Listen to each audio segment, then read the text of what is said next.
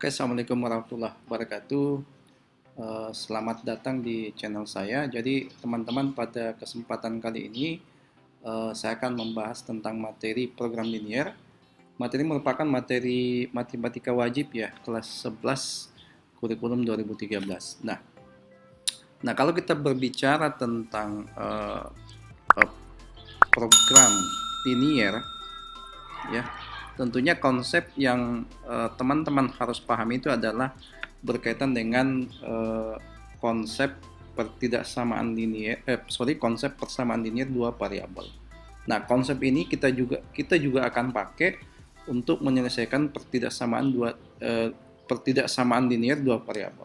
Nah, kita lihat ya. Jadi, yang pertama yang teman-teman harus pahami adalah pertidaksamaan linier ya. Pertidaksamaan linier dua variabel. Nah, untuk pertidaksamaan linier dua variabel, kita sama-sama mengetahui bahwa bentuk umumnya itu ya. Bentuk umumnya ya. Kalau variabelnya itu dalam X dan Y, maka bentuk umumnya itu adalah AX ditambah dengan BY. Ini misalkan saya kasih kotak ya, kotak C. Nah, apa maksudnya kotak ini? Jadi yang kotak ini itu tandanya kita bisa ubah ya. Dia bisa jadi apa? Bisa jadi lebih dari, bisa jadi kurang dari, bisa dari lebih dari atau sama dengan, atau kurang dari atau sama dengan ya. Jadi seperti ini. Jadi teman-teman harus pahami bahwa pertidaksamaan linier itu derajat tertinggi atau pangkat tertinggi dari variabel-variabelnya itu adalah berderajat 1 ya. Jadi seperti ini bentuknya. Nah, untuk lebih memahami ini ya, teman-teman bisa lihat contoh berikut. Misalkan saya punya seperti ini ya. Misalkan yang pertama itu saya punya misalkan 2x ditambah 5y ini adalah kurang dari 6. Kemudian bentuk kedua itu saya punya misalkan 2x lebih dari 6. Kemudian bentuk ketiga itu saya punya misalkan 2x ditambah y kuadrat ini lebih dari sama dengan misalkan 10. Kemudian yang keempat itu misalkan saya punya bentuk 3x kuadrat ditambah dengan 2y kuadrat ini kurang dari atau sama dengan misalkan 25. Nah, dari keempat bentuk ini ya, tentunya Adik bisa bisa mengetahui bahwa yang manakah yang termasuk dalam kategori pertidaksamaan linier dua variabel. Nah, kita analogi ke bentuk yang tadi ya. Jadi bentuk-bentuk ini kita analogi yang bahwa pertidaksamaan linier dua variabel itu melibatkan dua buah variabel, dalam hal ini adalah X dan Y, kemudian tandanya itu melibatkan tanda ketidaksamaan. Kemudian hal berikutnya yang harus kita pahami bahwa derajat tertinggi dari variabel-variabelnya itu adalah berderajat 1. Berarti keduanya harus berderajat 1 ya. Nah, sekarang kita lihat yang bagian 1. Kita lihat variabel X dan Y, berarti ini adalah dua buah variabel, ada tanda ketidaksamaannya, berarti termasuk dalam kategori pertidaksamaan. Tapi kita lihat dulu apakah dia linear atau enggak. Kita lihat pangkatnya. Pangkat masing-masing dari variabel-variabel pangkat 1 atau berderajat 1. Berarti ini adalah termasuk dalam kategori pertidaksamaan linier dua variabel. Nah, sekarang yang kedua. Yang kedua cuman melibatkan satu buah variabel. Artinya ini bukan ya. Ini bukan. Yang ketiga, ini pangkatnya 1 tapi salah satu variabelnya berderajat 2, otomatis tidak memenuhi persyaratan tadi. Berarti ini adalah bukan juga. Sama halnya dengan yang keempat. Berarti yang termasuk dalam kategori pertidaksamaan linier dua variabel adalah yang bagian 1. Nah, seperti itu teman-teman ya. Nah, sekarang kita lanjut ya. Sekarang kita lanjut ke yang berikutnya. Jadi yang berikutnya itu adalah bagaimana kita ya, bagaimana caranya menentukan daerah himpunan penyelesaian pertidaksamaan ya,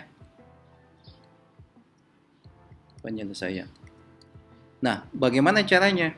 Tentunya dari awal saya singgung bahwa untuk menyelesaikan menentukan daerah himpunan penyelesaian dari sebuah pertidaksamaan linear, analogi yang kita pakai atau konsep yang kita pakai itu adalah mirip dengan konsep menyelesaikan persamaan linear dua variabel ya.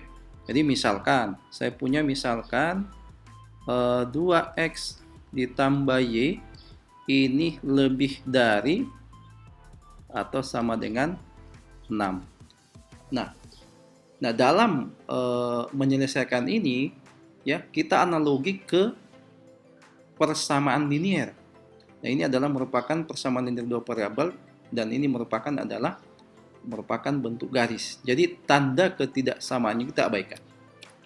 Artinya dengan kata lain bahwa kita harus mencari titik potong terhadap sumbu x dan terhadap sumbu y. Nah, berarti di sini adalah 0, di sini juga 0 ya. Nah, kalau titik potong terhadap sumbu y, otomatis kan x-nya diabaikan, dalam artian x-nya kita anggap 0. Berarti dari sini, kalau ini 0, tandanya kita jadikan sama dengan ya, berarti y-nya sama dengan 6.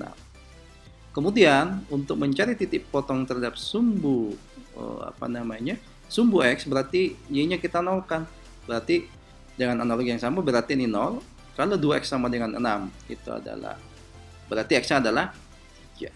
Berarti dari sini kita teman-teman peroleh titik 0,6, kemudian titik 3,0. Nah, kedua titik ini kemudian kita taruh dalam sistem koordinat.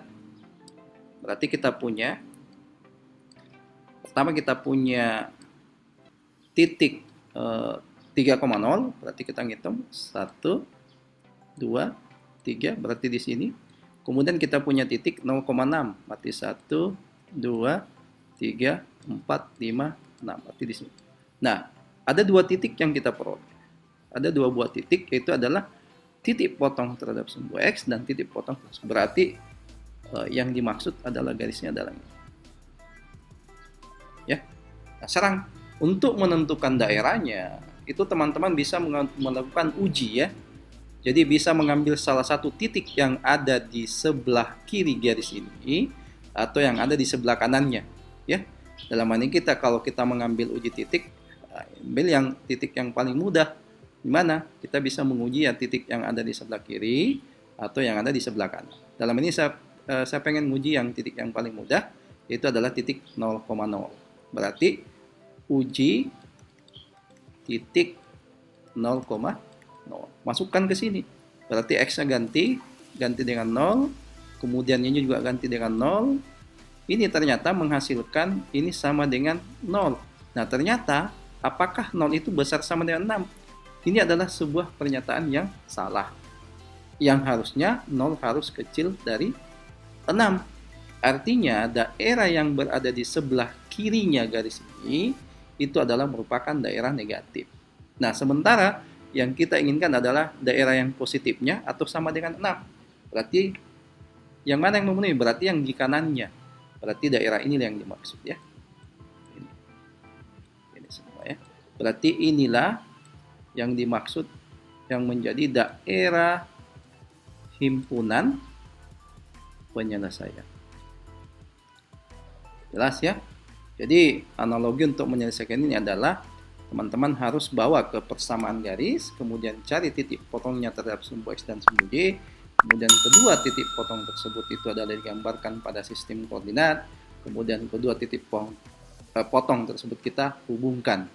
Kemudian langkah terakhir adalah uji titik, baik yang ada di sebelah kirinya ataupun yang ada di sebelah kanan. Nah, itu cara menentukan daerah himpunan penyelesaian. Nah, jadi analogi ini yang kita pakai nanti kalau menentukan sistem pertidaksamaan. Jadi pertidaksamaan linear dua variabel itu nanti kita akan pakai prinsipnya untuk menentukan yang sistem pertidaksamaan linear dua variabel.